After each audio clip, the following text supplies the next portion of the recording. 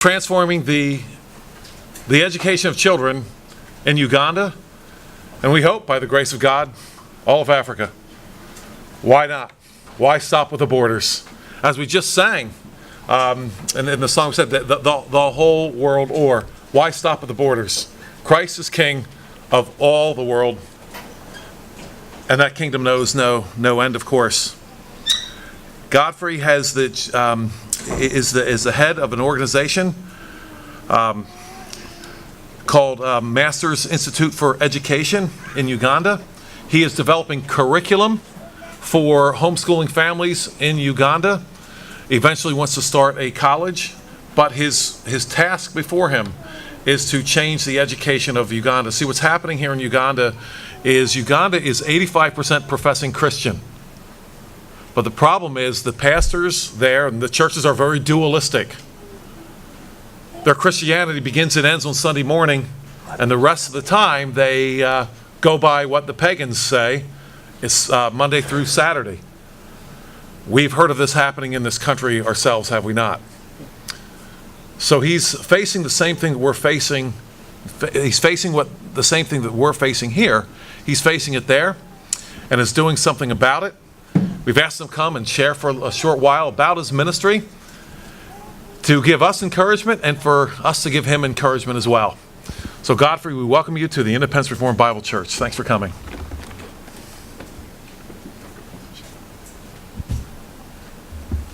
Thank you very much, Pastor Joe, and the leadership and the congregation. Thank you for having me. You've heard my name is Godfrey Kyazze. Maybe by myself pronouncing it, it may make a bit of a difference. But he did well. He did well. Yes, I come from Uganda, Kampala, the capital, and I bring you greetings from my family.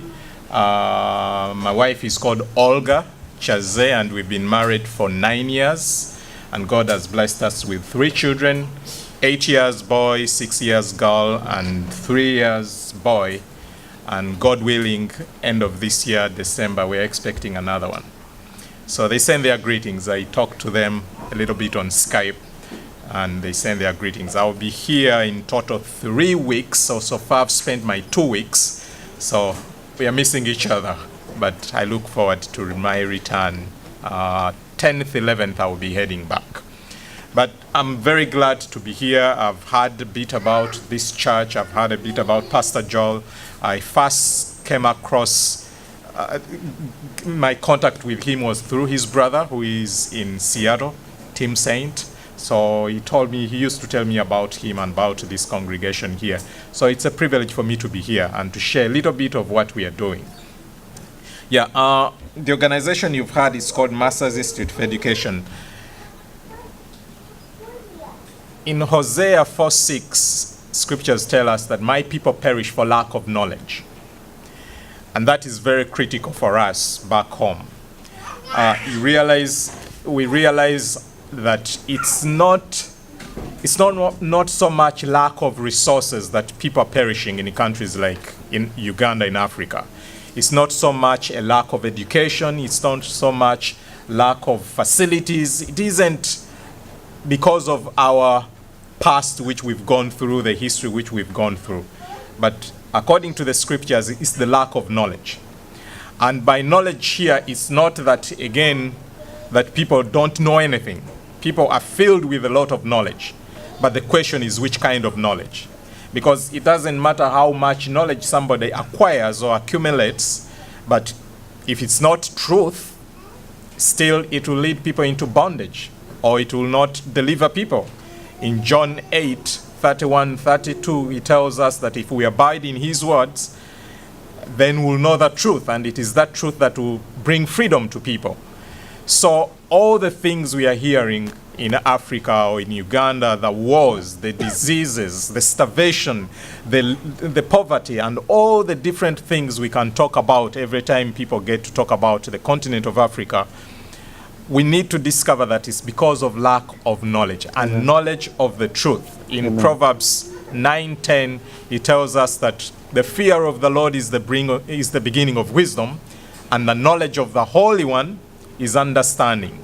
So I very much, or as an organization, we very much feel that until when the people of Africa, until when Ugandans come to that place where they come to acquire true knowledge, knowledge rooted in the knowledge of the Holy One, that is Christ himself, who is the truth, that's when we begin to realize freedom, deliverance from all the bondages that most people are shackled in, families which are breaking down, marriages which are not holding together, children who are not raised the way they are supposed to be raised, issues which many times we get missionaries to come and support us because of the crisis with orphans, all those kinds of things, the wars which are causing the orphan problem in the countries, the diseases which are causing the orphan problems in the country, all these things, they are rooted in sin.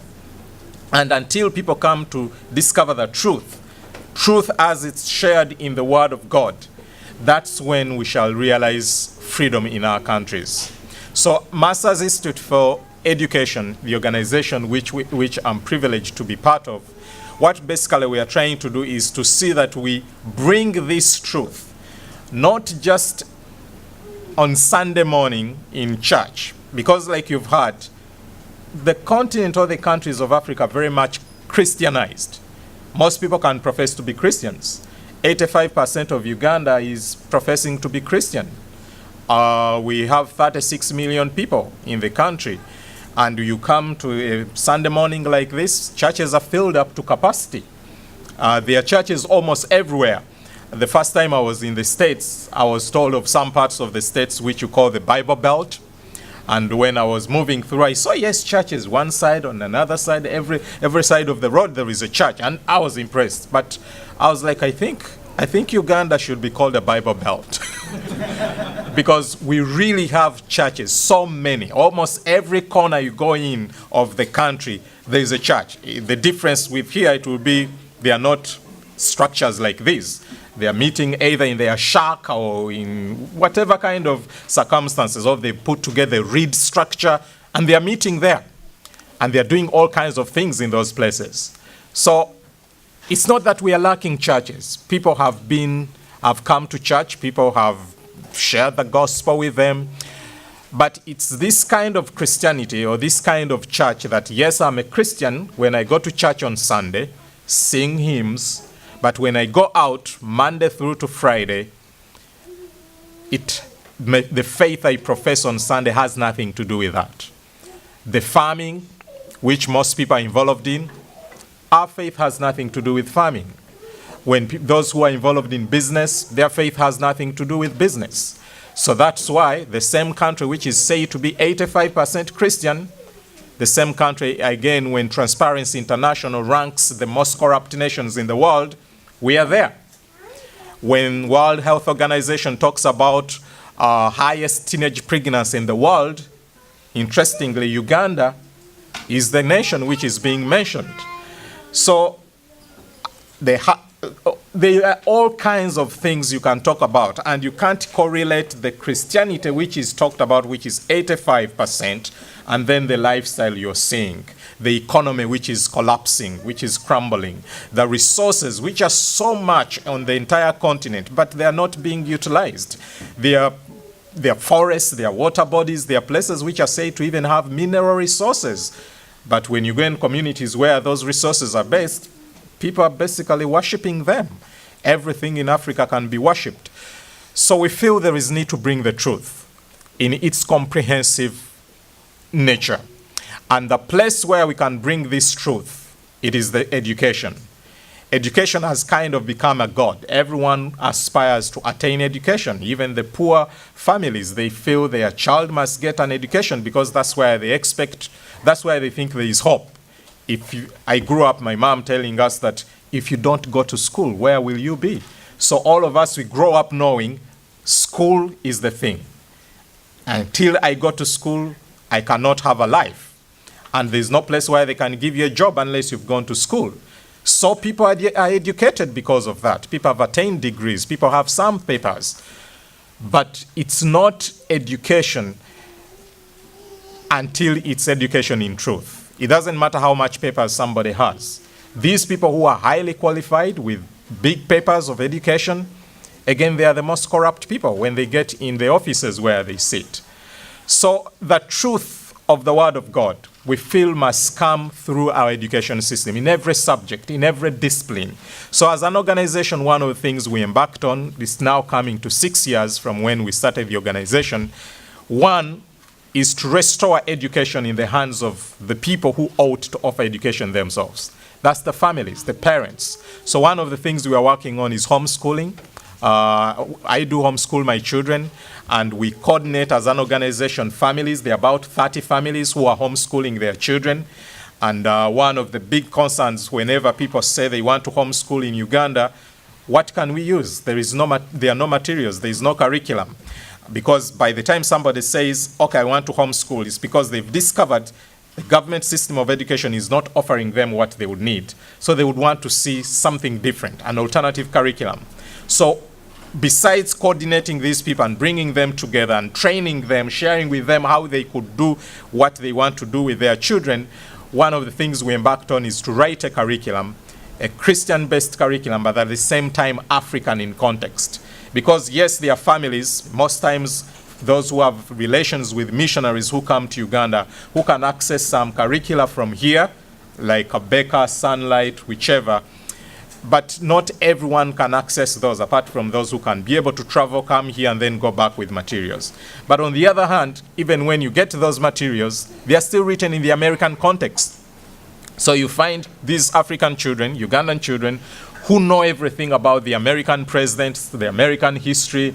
July 4th is coming. I think some of them will be celebrating and all of that. And like, well, this is good. It's a good history the American continent has. But the same God who has been at work in the US, this God has been at work in Africa, in our nations. How can we make sure, what can we do to make sure that we have a curriculum where our people also can trace the hand of God through their history? Because it is his story. He's been at work there even within the circumstances we've had. So that's why we chose to write a curriculum, which is African in context, but biblical in perspective. So that's one of the things we are working on.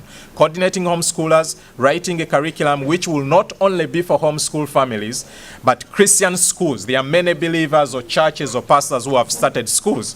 When they hear about this vision, they are like, would love the same curriculum if it's available tomorrow. So developing a resource center where we'll avail the materials we have developed ourselves, but also there are certain things we don't have to reinvent the wheel, that we can bring those materials like science or things in math and those kinds. So we want this resource center to be a place where we can gather, collect Christian curricula, which will be available for families who want to homeschool, but also Christian schools. And also that's where comes in the college, which we are working on, so that when we have these children who have been raised through this alternative education, which is Bible-based, K-12 equivalent, they should also find college programs they can do, which as well are developed from the same biblical mindset. So that tomorrow when they walk out in the world, they are businessmen, they are farmers, they are politicians, they are in whichever field God will call them in, they go with the same mind of Christ, which they have been educated in. I was sharing with somebody yesterday, and I was telling them, the problem of Africa now is not that, our worry is not that people are going to be atheists. That isn't our worry. Our worry is that we are going to have these many people who are professing to be Christians, but a Christianity which has no impact in their lives. A Christianity which has no impact in the way they raise their children, in the way they manage their families, in the way they handle their marriages. Because we don't have any place where such things are talked about from a biblical perspective, apart from what we've heard all along from our cultural perspective, where a man is the boss.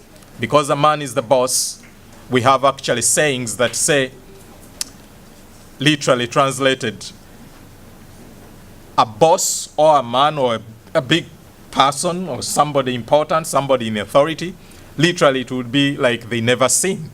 They don't do anything wrong. So they are not questioned. Those kinds of attitudes, there is no place that can address them, because those are cultural beliefs apart from the Word of God. Sayings such as, a man, when somebody is married, and I'm a man who is married like me, I'm free to have as many women as I want, and my wife shouldn't question that at all. Those are cultural beliefs, and we see them from cultural leaders doing those kinds of things. And those things are affecting families. Families are breaking down. Children are raised in families where they don't experience that true love of a father, true love of parents, those kinds of things. So, and on and on and on. Even when we go into the economics, our economies are not growing because of the cultural beliefs which are rooted in there that do not advance the economy. So the Word of God, from what we've done, from the studies we've done, we discover that the Word of God has the truth that will definitely bring freedom in every aspect of our society. And it's the reason we have this vision. At the moment, it feels like a drop in the ocean. The need is huge. Sometimes it can be overwhelming. But we are trusting the Lord never to despise humble beginnings.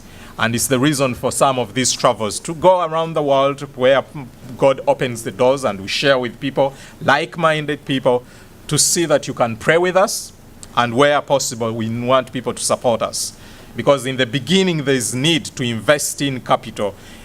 Like I said, Ugandans at a point where they can pay for their education.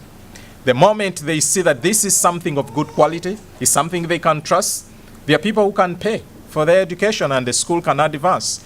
But their measure of a good school, a good quality education, are things like facilities, are their buildings, where is the curriculum. If those things are in place, even the government, before they give us the license, we are trying to pursue getting a license so that we can be able to operate the school.